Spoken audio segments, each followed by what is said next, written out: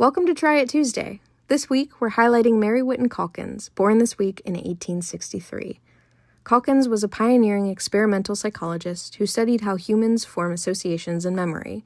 Her work helped establish one of the earliest experimental methods used to study memory, called paired associate learning. Despite completing all of the requirements for a PhD at Harvard, she was denied the degree because Harvard did not award doctorates to women at the time. Still, her contributions are widely recognized. In 1905, she became the first woman president of the American Psychological Association. Today, we're going to try a quick experiment inspired by the same memory methods she used.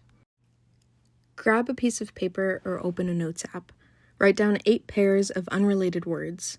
For example, tree, glass, lemon, chair, cloud, coin, book, candle, river, mirror.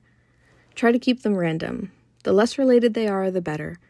Once you have your list, spend about 45 seconds studying the word pairs. If possible, read each pair out loud once. Now, cover the second word in each pair so you can only see the first word and set a 60-second timer.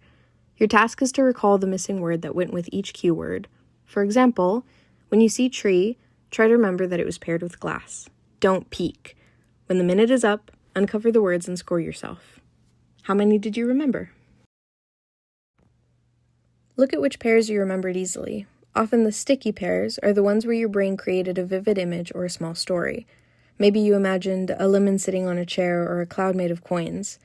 Our brains are much better at remembering meaningful or visual connections than random information. That insight was one of the reasons Calkins' paired associate experiments became so influential in memory research. Level up! Try the same recall test tomorrow without studying the list again. What you remember after a delay reveals something psychologists call the forgetting curve. Memory fades quickly at first, but the way information is encoded through imagery, repetition, or meaning can dramatically change what sticks. Mary Whiton Calkins helped build the scientific study of memory using simple experiments like this one.